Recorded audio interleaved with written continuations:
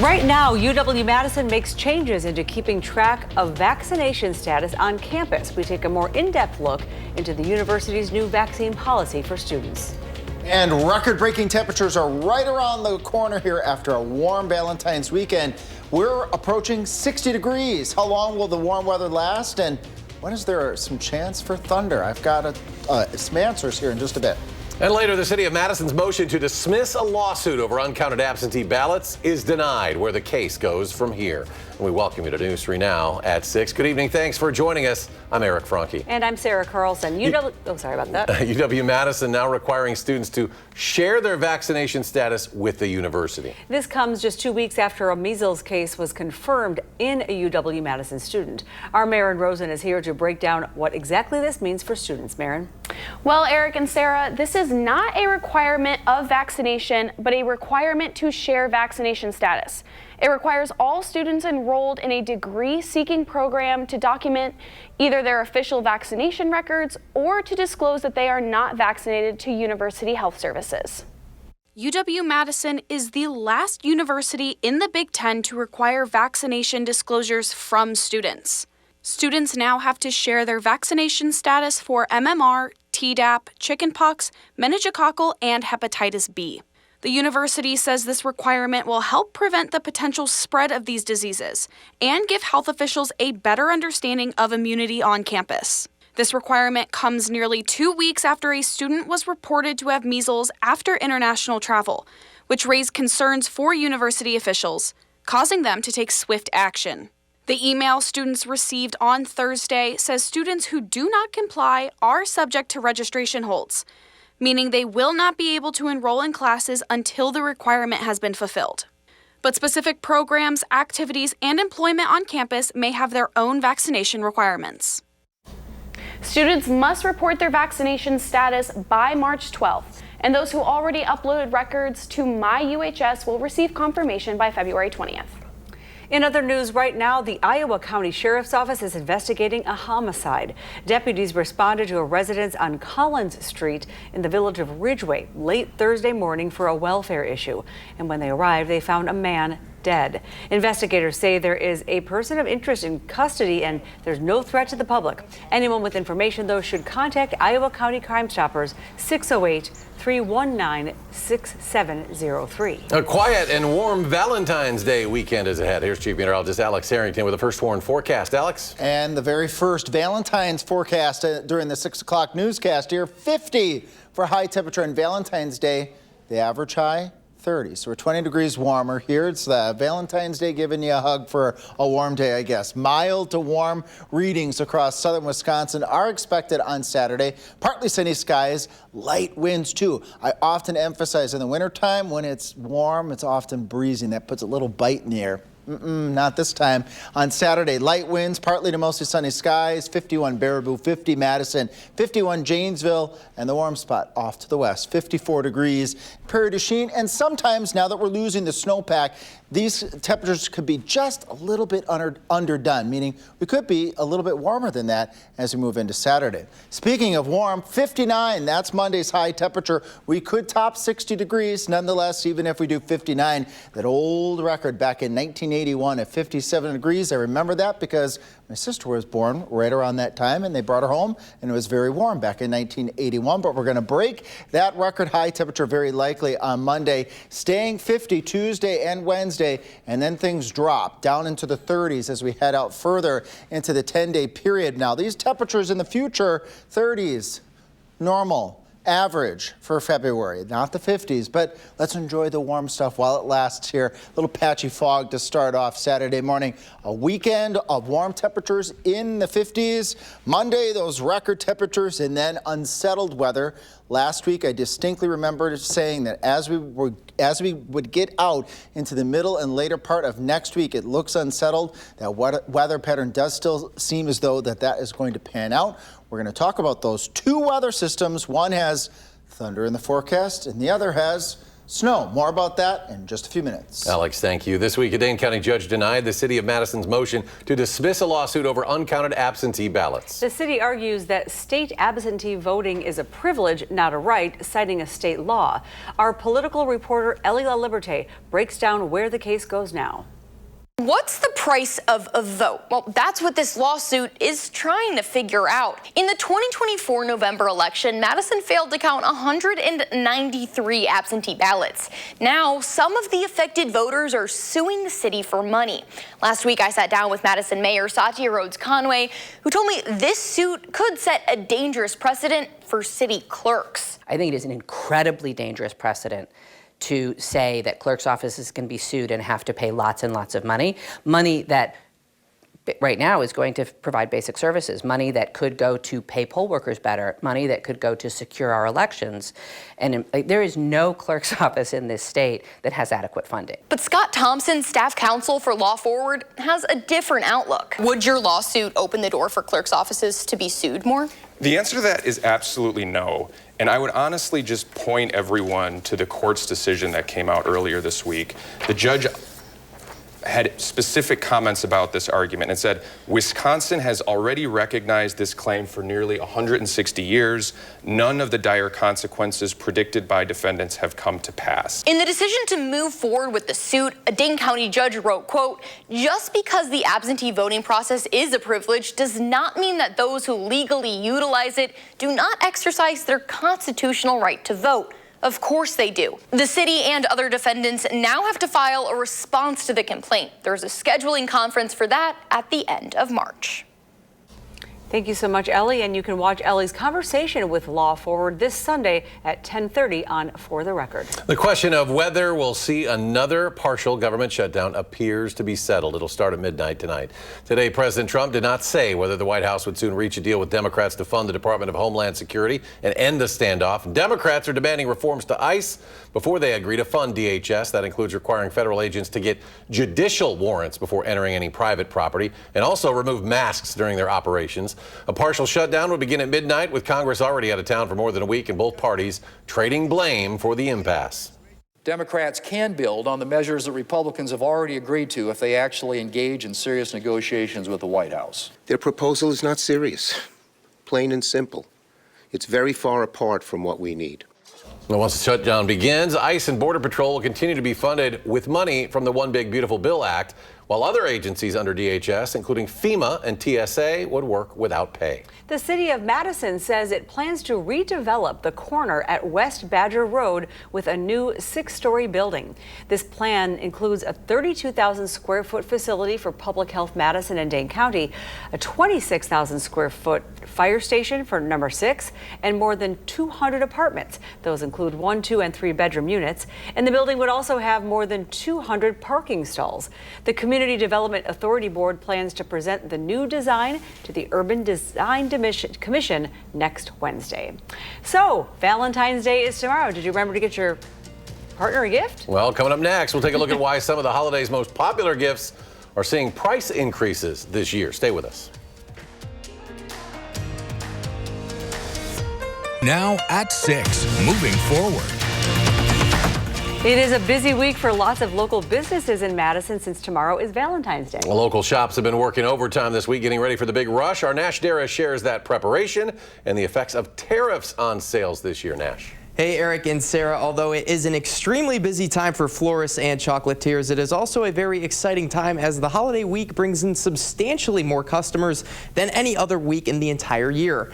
Around Madison, flower and chocolate shops prepared for the chaotic schedule by being ready weeks in advance for what one referred to as a 2-week sprint. However, recent tariffs imposed by the U.S. have caused both pricing changes to both flowers and cocoa from certain countries, now having an effect on shops and customers during some of the busiest few days of the entire year.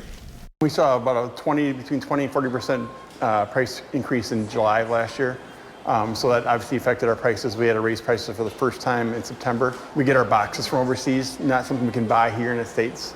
And so we had to move from China to a new country, and so we're out of our 4-piece boxes.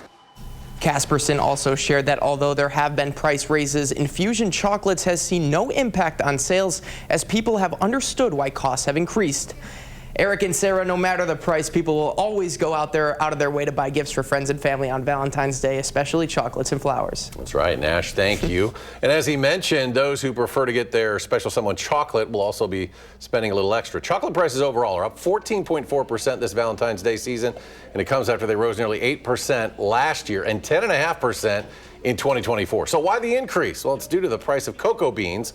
Most of them come from West Africa, and harvests have been weak due to extreme weather. If you're looking for ways to save ahead of the big day, some experts say skip the Valentine's-themed candy and instead go to the regular candy section. Pick up regular candy that's non-themed, and you may be able to save yourself a buck or two. Well, Valentine's Day may be for lovers, but that's not until tomorrow. So in the meantime, happy Galentine's Day. This pseudo-holiday celebrated February 13th comes from a 2010 episode of the show Parks and Recreation. And since then, it's been embraced by single women across the land. A typical Galentine's Day celebration includes brunch with women friends and plenty of drinks, but it can also be celebrated alone, doing things that make you happy. More than 1/3 of all women in the U.S. do not have a romantic partner. Still ahead at 6, how you can vote for Wisconsin's best hamburger. Plus, calling all plant and gardening fans, where you can go to get all of your agricultural needs in one place this weekend here in Madison. And could we see temperatures get up near 60 by next week? Alex is back with the answer after a short break. You're watching News 3 Now at 6. Moving forward. Now there's a live look from our Dodgeville sky cam where we could see some spring-like temperatures. We're already kind of seeing them, right? Would you say, Alex, 20 degrees above the normal temperature today? Yeah, sorry to interrupt. Yeah, I was excited to say I completely agree. With temperatures right around 50, that's what we get at the end of March, not in the middle of February. But how many people on the other side of the camera there are going to say, I don't want the 50-degree weather? Probably more folks than a smaller crowd that maybe wants the snow. But I got snow on the forecast too, so a little bit for everybody. And the 3 things you need to know: patchy fog, everybody gets that, especially areas north and east of Madison. We all get the weekend temperatures in the 50s, especially on Monday when record high temperatures are possible. And then that unsettled pattern is going to be thunderstorms followed by snow. So we do have, for those snow enthusiasts or those who their livelihood depends on snow removal, well, we've got that in the forecast as well. So let's break that all down, starting off with the record-breaking temperatures that are likely on Monday, pushing near 60 degrees. The old record set back in 1981, that was 57 degrees. We easily could be above 60, but right now going for a high of 59. The more snow we melt, the better chance is that we will see these 50s creep up a little bit more over the weekend for actual high temperatures. But right now, the actual low temperature tonight will dip down to 26, that normal low. Look up at the top again. We always put that up there for reference. Is 14. We're going to be 26 to 28, so we're going to be anywhere between 12 to 14 degrees above normal for this time of year. Let's fast forward here into the overnight period. That future track visibility model earlier in the 4 o'clock newscast was showing a bit more in the way of dense fog activity for areas north and east of Madison. Just some patchy areas of dense fog now, according to the latest future track visibility model. But at 10, I'll have one more update with that. That patchy fog could always be a nuisance. If you get down into one of those valleys and you get into that patchy dense fog, sometimes it sneaks up on you, and you do need to slow down when you get into those little ravines with that patchy dense fog. It burns off, high of 50, mild to warm temperatures throughout Valentine's Day. A gorgeous day. We'll do 49 in Watertown, 47 up towards Marquette and Green Lake counties, 53 in Camp Douglas, 53 in Lone Rock, 52 in Platteville, 54 in Perdocene, and again 50 in Madison. Then we turn our attention to the weather systems. Last week I was saying I think next week, going in the middle into the end of next week, is going to be active. It still looks active. That little ribbon of red you see near the Mississippi River, that is available energy for thunderstorms as we go into Tuesday night, going on into early Wednesday. Could see some small hail with some of those thunderstorms, provided the track of that weather system doesn't make any alterations, which it certainly could over the course of the next couple of days. But let's cut this 10-day forecast in half here. Saturday clear through Wednesday, high temperatures 50 or above. Everything to the right of that. Thursday going into the following weekend, into the following work week, temperatures dipping back down to normal, average for this time of year. Following that weather system Tuesday night going into Wednesday with that chance of thunderstorms, we track weather system number 2, and that is Thursday going into Friday with a mix of rain, breezy conditions, changing over to some heavy wet snow as we go into Thursday night and Friday time frame. Now that's a ways off. What does seem clear as we move out over the course of the next 10 days, active weather by the middle of next week, warmer than normal temperatures at least through Wednesday, but we're keeping an eye on those 2 weather systems. If we end up getting accumulating snowfall Thursday night and Friday with that weather system, we could have a period of alert day conditions. But remember, it is the end of February, and there's a better chance of snow through about March 15th. So we got about another month left of better than normal chances for snow over rain. But we also have rain in this forecast too. But let's just back it up and enjoy the nice warm week. I was just going to say, we'll take the next 4 or 5 days. Yep. Look beautiful. They look great. Thanks, Alex. Well, do you have a plant or garden question that needs answering? Then the Alliant Energy Center is the place to be this weekend. The 2026 Garden and Green Living Expo started today, runs through the 15th. You can head to the Alliant Center for lectures and stage demonstrations by gardening experts and plant experts. There's also a vendor mall with more than 150 exhibits to check out, plus play sets and activities for the whole family. This is a really good way to get a lot of people who love gardening, and they have stories to share, they have questions to ask, they need information. It can be all in one place. And so not only are there businesses here like the Bruce Company, but there are also a lot of plant societies, garden clubs, local botanic gardens. There's a lot of other information here. This event runs from 9 to 6 tomorrow, then 10 to 4 Sunday. For more information, you can head to wigardenexpo.com. Nominations are open for Madison Magazine's Best of Madison. Log on to channel3000.com. Click on the link to nominate your favorites. You have until the end of the month. We're also celebrating the city's best business and leaders. Join us for the Best of Business program. That'll be February 27th. It's at the Concourse Hotel, and you can learn more and get tickets through our website, channel3000.com. And also right now, you can nominate your favorite burger for the 3rd annual Wisconsin's Best Burger Contest. Wisconsin Beef Council celebrating Wisconsin bars, restaurants, and grills.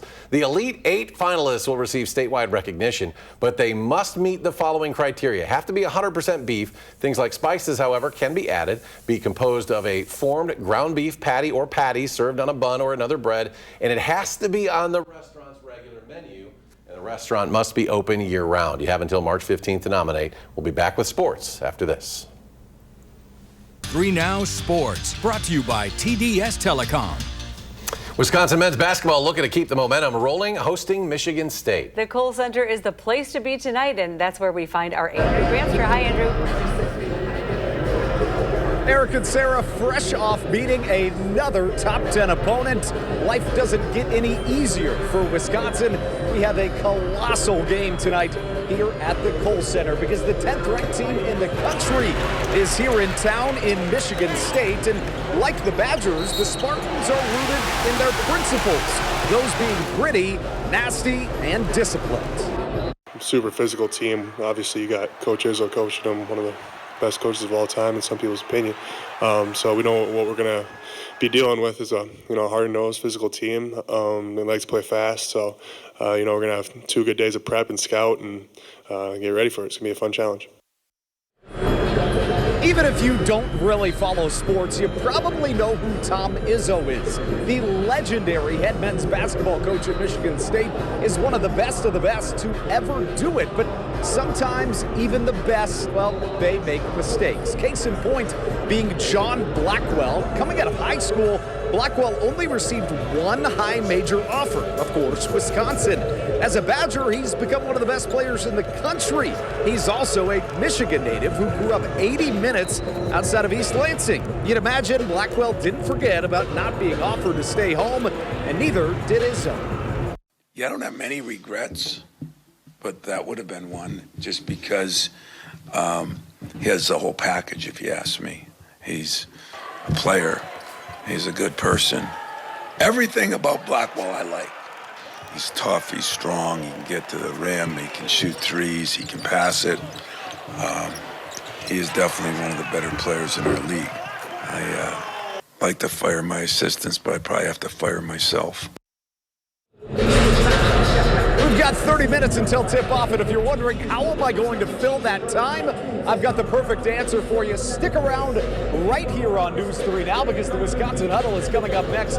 I'm joined by the captain of the men's hockey team for Wisconsin, Ben Dexheimer. For now, at the goal center, Andrew Banstra for News 3 Sports. All right, Andrew, thank you. And coming up tonight, join us for News 3 Now at 10. The FBI doubling the reward for information leading to Nancy Guthrie or an arrest in that case. What investigators are now looking at closely. That's tonight at 10 after CBS prime time. And a final check on our forecast. It's a beautiful weekend ahead. Good stuff through the weekend, through the early part of next week. 50s. How about near 60 on Monday? That could be breaking the old record of 57 back from 1981.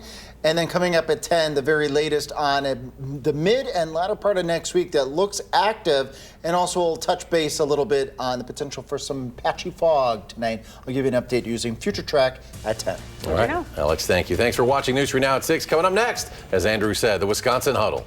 And our next show is coming up at 10 o'clock. Hope you'll join us. And you can always find us streaming 24/7 on Channel 3000+.